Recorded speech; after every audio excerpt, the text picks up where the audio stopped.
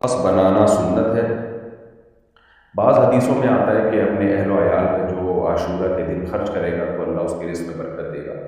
اسی وجہ سے بعض علماء کا رواج ہے کہ عاشورہ کے دن گھر میں دسترخوان کو وسیع رکھتے ہیں، لیکن میں نے جب ان حدیثوں کی تحقیق کی ہے تو ان میں کوئی بھی حدیث صحیح نہیں ہے۔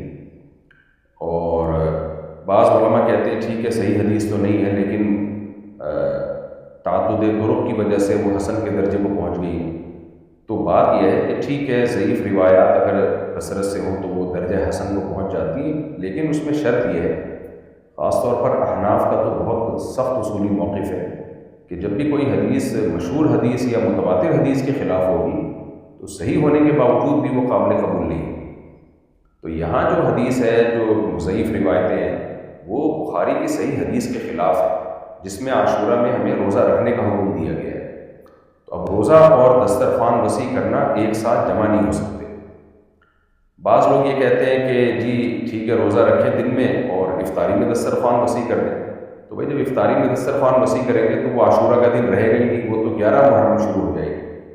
تو بعض لوگ پھر یہ کہتے ہیں کہ نہیں وہ رات یہاں دن کے تابع ہے، تو کچھ بنتا نہیں ہے، بہت زیادہ تعویلات کرنی پڑتی ہیں۔ اس لیے علامہ ابن تیمیہ رحمہ اللہ کی رائے اس بارے میں یہی ہے کہ ایسا معلوم ہوتا ہے کہ جیسے شیعہ لوگوں نے اس دن کو منحوس دن قرار دیا، تو بعض شام کے لوگوں نے، سنیوں نے ان کی مخالفت میں بھی تشدد کر کے اس کو گویا ایک خوشی کا دن قرار دے دیا، اور پھر خوشیوں میں کپڑے بھی اچھے پہنے جاتے ہیں اور دسترخوان وسیع بھی کیا جاتا ہے، کھلایا پلایا جاتا ہے۔ تو ابن تیمیہ رحمہ اللہ کی رائے ہے کہ یہ کچھ لوگوں نے غلو میں یہ حدیثیں گھڑی ہیں، واللہ عالم۔ بہرحال روایات ہیں، اختلافی مسئلہ ہے، جب مسئلہ اختلافی ہوتا ہے اہل حق علماء کے درمیان تو اس میں تشدد اور غلو جائز نہیں ہے۔ تو میرا جو رجحان تھا اور ہمارے شیخ حضرت مفتی رشید احمد صاحب رحمہ اللہ تعالیٰ کا جو رجحان ہے، میرا کیا رجحان، میں تو چھوٹا ہوں، بڑی بات جو بعض ہمارے بڑے علماء کا رجحان ہے، اگرچہ بعض علماء اس کو جائز بھی سمجھتے ہیں کہ دسترخوان وسیع کر دیا جائے، لیکن ہمارے ہی بعض اکابر اس طرف گئے ہیں کہ یہ روایتیں اتنی جاندار نہیں ہیں کہ اس کی وجہ سے بخاری اور مسلم کی متفق علیہ صحیح حدیث میں تعویل کی جائے۔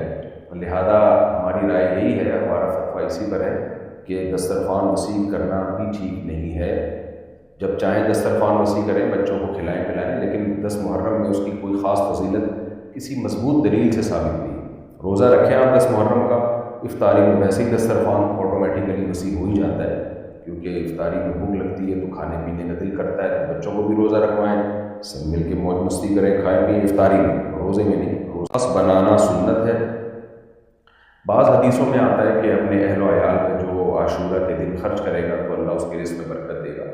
اسی وجہ سے بعض علماء کا رواج ہے کہ عاشورہ کے دن گھر میں دسترخوان کو وسیع رکھتے ہیں، لیکن میں نے جب ان حدیثوں کی تحقیق کی ہے تو ان میں کوئی بھی حدیث صحیح نہیں ہے۔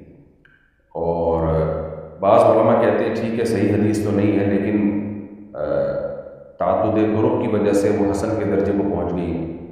تو بات یہ ہے کہ ٹھیک ہے ضعیف روایات اگر کثرت سے ہوں تو وہ درجہ حسن کو پہنچ جاتی ہے، لیکن اس میں شرط یہ ہے، خاص طور پر احناف کا تو بہت سخت اصولی موقف ہے کہ جب بھی کوئی حدیث مشہور حدیث یا متواتر حدیث کے خلاف ہوگی تو صحیح ہونے کے باوجود بھی وہ قابل قبول نہیں ہے۔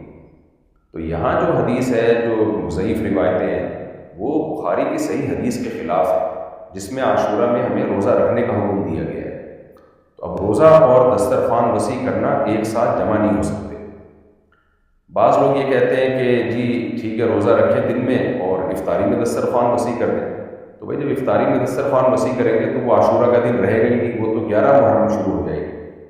تو بعض لوگ پھر یہ کہتے ہیں کہ نہیں وہ رات یہاں دن کے تابع ہے، تو کچھ بنتا نہیں ہے، بہت زیادہ تعویلات کرنی پڑتی ہیں۔ اس لیے علامہ ابن تیمیہ رحمہ اللہ کی رائے اس بارے میں یہی ہے کہ ایسا معلوم ہوتا ہے کہ جیسے شیعہ لوگوں نے اس دن کو منحوس دن قرار دیا، تو بعض شام کے لوگوں نے، سنیوں نے ان کی مخالفت میں بھی تشدد کر کے اس کو گویا ایک خوشی کا دن قرار دے دیا، اور پھر خوشیوں میں کپڑے بھی اچھے پہنے جاتے ہیں اور دسترخوان وسیع بھی کیا جاتا ہے، کھلایا پلایا جاتا ہے۔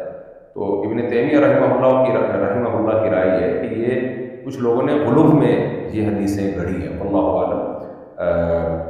بہرحال روایات ہیں، اختلافی مسئلہ ہے. جب مسئلہ اختلافی ہوتا ہے اہل حق علماء کے درمیان تو اس میں تشدد اور غلو جائز نہیں ہے. تو میرا جو رجحان تھا اور ہمارے شیخ حضرت مفتی رشید احمد صاحب رحمہ اللہ تعالیٰ کا جو رجحان ہے، میرا کیا رجحان، میں تو چھوٹا ہوں بڑی بات، جو بعض ہمارے بڑے علماء کا رجحان ہے، اگرچہ بعض علماء اس کو جائز بھی سمجھتے ہیں کہ دسترخوان وسیع کر دیا جائے، لیکن ہمارے ہی بعض اکابر اس طرف گئے ہیں کہ یہ روایتیں اتنی جاندار نہیں ہے کہ اس کی وجہ سے بخاری اور مسلم کی متفق علیہ صحیح حدیث میں تعویل کی جائے.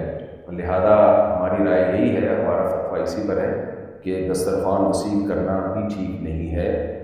جب چاہیں دسترخوان وسیع کریں، بچوں کو کھلائیں پلائیں، لیکن 10 محرم میں اس کی کوئی خاص فضیلت کسی مضبوط دلیل سے ثابت نہیں. روزہ رکھیں آپ 10 محرم کا، افطاری میں ویسے ہی دسترخوان آٹومیٹیکلی وسیع ہو ہی جاتا ہے، کیونکہ افطاری میں بھوک لگتی ہے تو کھانے پینے کا دل کرتا ہے. تو بچوں کو بھی روزہ رکھوائیں، سب مل کے موج مستی کریں، کھائیں پئیں افطاری میں، روزے میں نہیں. روزہ تو عبادت ہے. بس بنانا سنت ہے. بعض حدیثوں میں آتا ہے کہ اپنے اہل و عیال پہ جو عاشورہ کے دن خرچ کرے گا تو اللہ اس کے رزق میں برکت دے گا. اسی وجہ سے بعض علماء کا رواج ہے کہ عاشورہ کے دن گھر میں دسترخوان کو وسیع رکھتے ہیں. لیکن میں نے جب ان حدیثوں کی تحقیق کی ہے تو ان میں کوئی بھی حدیث صحیح نہیں ہے. اور بعض علماء کہتے ہیں ٹھیک ہے صحیح حدیث تو نہیں ہے، لیکن تعدد طرق کی وجہ سے وہ حسن کے درجے کو پہنچ گئی ہے. تو بات یہ ہے کہ ٹھیک ہے ضعیف روایات اگر کثرت سے ہوں تو وہ درجہ حسن کو پہنچ جاتی ہیں، لیکن اس میں شرط یہ ہے، خاص طور پر احناف کا تو بہت سخت اصولی موقف ہے کہ جب بھی کوئی حدیث مشہور حدیث یا متواتر حدیث کے خلاف ہوگی تو صحیح ہونے کے باوجود بھی وہ قابل قبول نہیں ہے. تو یہاں جو حدیث ہے، جو ضعیف روایتیں ہیں، وہ بخاری کی صحیح حدیث کے خلاف ہے جس میں عاشورہ میں ہمیں روزہ رکھنے کا حکم دیا گیا ہے. تو اب روزہ اور دسترخوان وسیع کرنا ایک ساتھ جمع نہیں ہو سکتے. بعض لوگ یہ کہتے ہیں کہ جی ٹھیک ہے روزہ رکھیں دن میں اور افطاری میں دسترخوان وسیع کر دیں. تو بھائی جب افطاری میں دسترخوان وسیع کریں گے تو وہ عاشورہ کا دن رہے گا ہی نہیں، وہ تو 11 محرم شروع ہو جائے گی. تو بعض لوگ پھر یہ کہتے ہیں کہ نہیں وہ رات یہاں دن کے تابع ہے. تو کچھ بنتا نہیں ہے، بہت زیادہ تعویلات کرنی پڑتی ہیں. اس لیے علامہ ابن تیمیہ رحمہ اللہ کی رائے اس بارے میں یہی ہے کہ ایسا معلوم ہوتا ہے کہ جیسے شیعہ لوگوں نے اس دن کو منحوس دن قرار دیا، تو بعض شام کے لوگوں نے، سنیوں نے ان کی مخالفت میں بھی تشدد کر کے اس کو گویا ایک خوشی کا دن قرار دے دیا.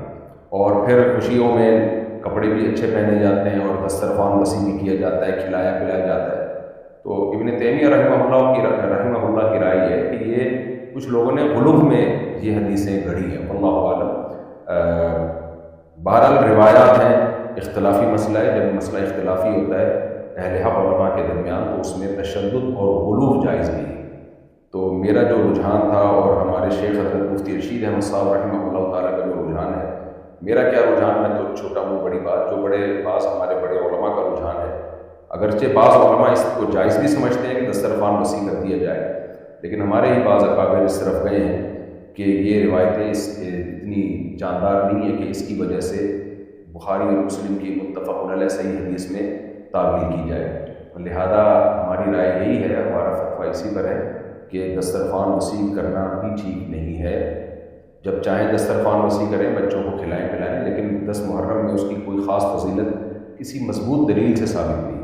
روزہ رکھیں آپ 10 محرم کا، افطاری میں ویسے ہی دسترخوان آٹومیٹیکلی وسیع ہو ہی جاتا ہے، کیونکہ افطاری میں بھوک لگتی ہے تو کھانے پینے کا دل کرتا ہے. تو بچوں کو بھی روزہ رکھوائیں، سب مل کے موج مستی کریں، کھائیں پئیں افطاری میں، روزے میں نہیں. روزہ تو عبادت ہے.